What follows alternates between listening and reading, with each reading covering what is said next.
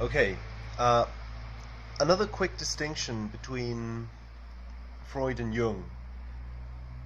I think that in Freud's dream analysis, he sees it as you have an experience in real life, and that gets stored as a memory, right? You have, I don't know, you have a little kind of discussion with someone on the street, and then that night you dream about that same discussion. Is just that it's slightly distorted, the elements are slightly changed, and so on.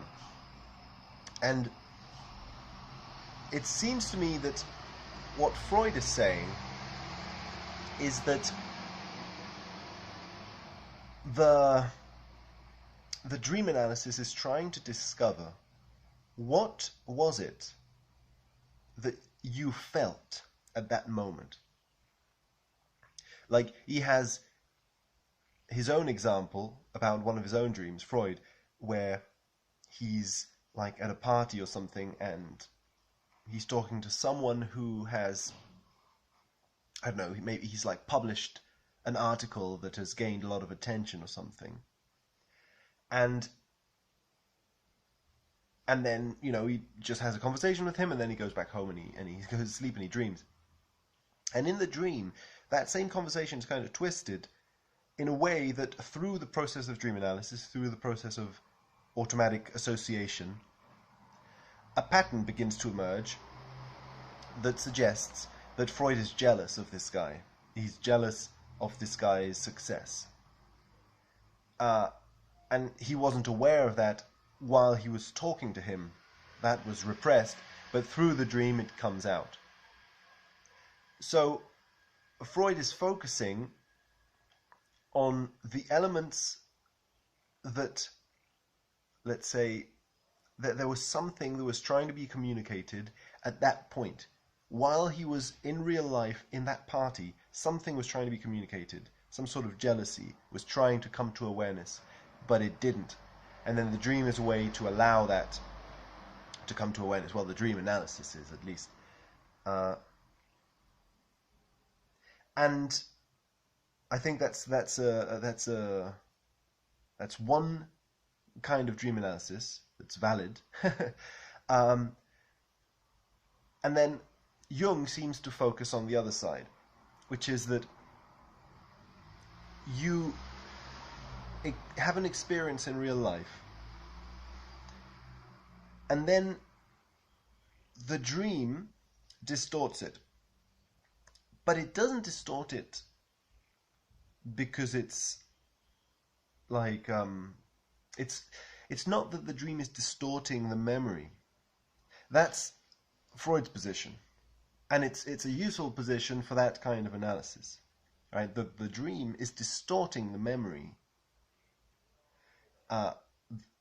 the reality of the memory, in order to kind of to show you in what ways, or not in order to, but for Freud, it's simply that by doing that, it shows you the ways in which you are repressing certain things or highlighting other things. The dream gets distorted because you are highlighting certain desires and repressing certain fears in a much more extreme way than you would in the waking world. So in a sense, it's exactly the same memory.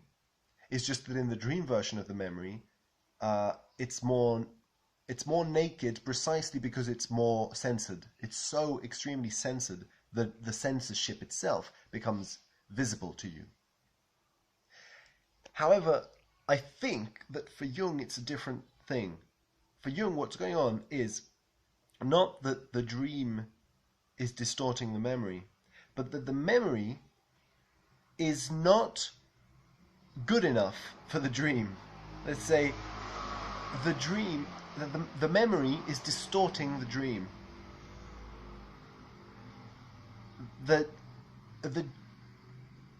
In Freud, the memory wants to communicate something, a certain jealousy for Freud. It wanted to communicate that, but you didn't get it while you're awake. For Jung, the dream wants to communicate something. The dream has something that it wants to communicate, and it has been wanting to communicate it since before you had that memory, that event. The reason the dreamers use that event as its dream material is simply because it serves the purposes of the dream. Like, let's even look at the same example of jealousy. You know, maybe there's a big sort of recurring theme of jealousy in Freud's psyche that at that point in his life is wanting to come out, is wanting to be communicated by the dream.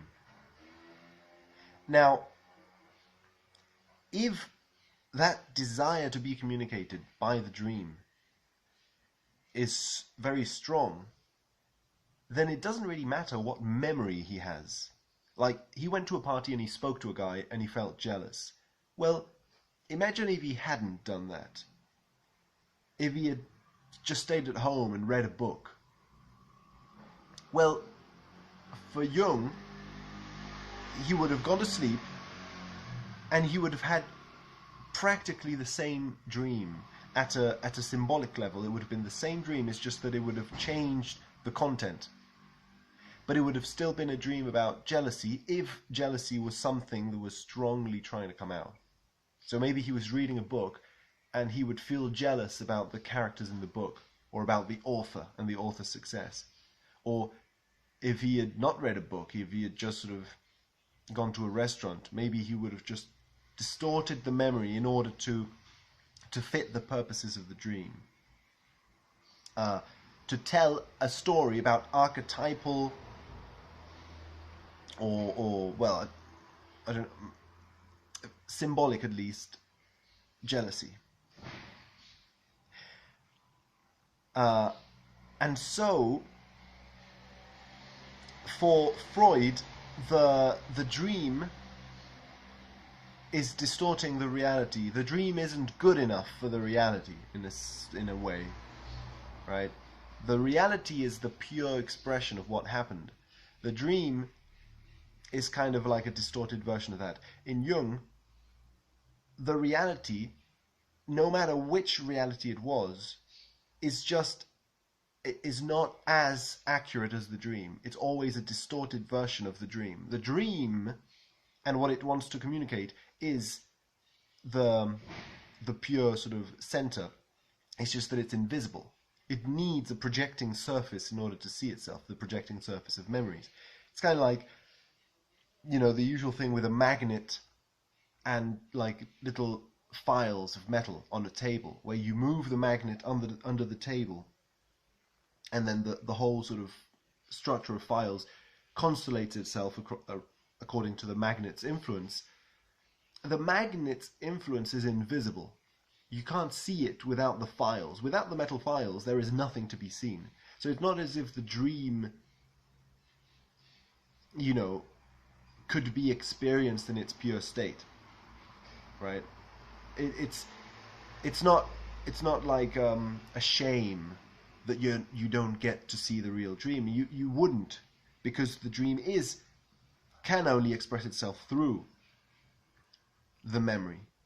But because of that, the memory is never the perfect memory to communicate what is being communicated.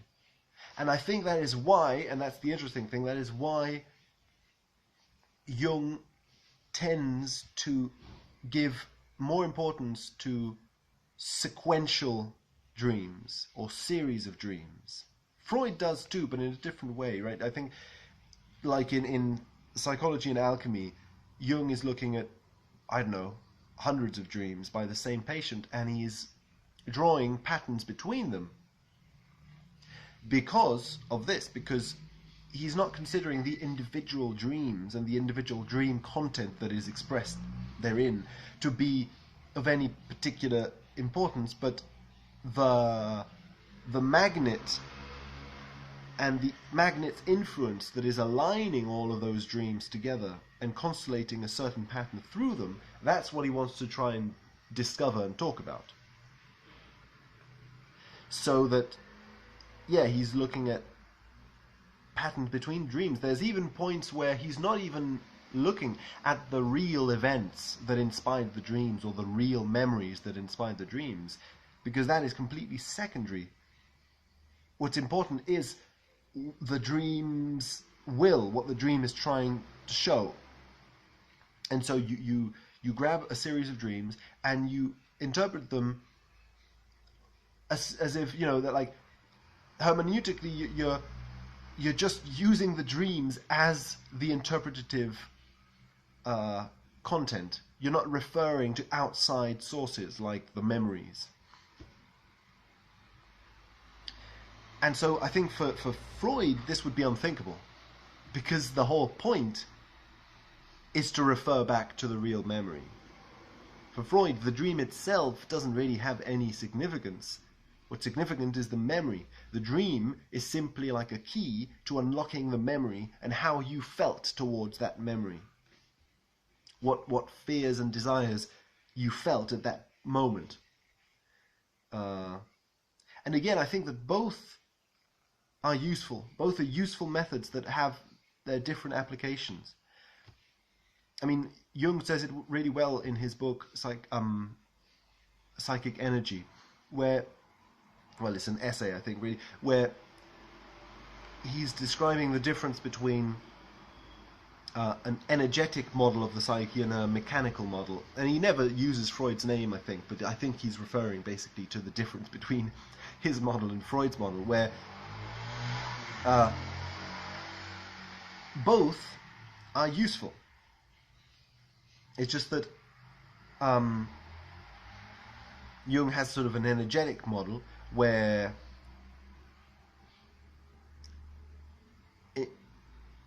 individual points are a part of a wave.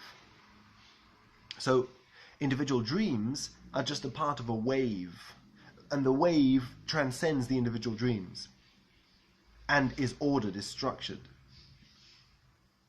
That's why, you know, Jung is inherently more religious, if you want to use that word, than Freud, regardless of what their individual religions were. I don't know. I mean, maybe Freud was religious, but it's that the conclusions that are drawn from Jung's analysis are conclusions that lead to an encounter with an intelligent sort of organizing principle and structure that is non-human and that transcends the individual.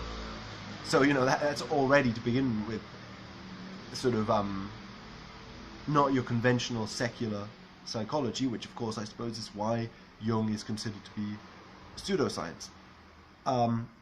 Freud, on the other hand, seems to have a mechanistic form of psychology where it's like billiard balls. The individual points are what he is focusing on. He's focusing on billiard ball A and how did it affect billiard ball B. Your childhood and how did it affect your present moment. For Jung, both the childhood and the present moment are simultaneously points in a wave. He is not so much concerned with the causal relationship between them as with what they have in common, which then creates a pattern that transcends both, so to speak. Anyway, so yeah, that's it. Some thoughts on Freud and Jung. Thanks for listening.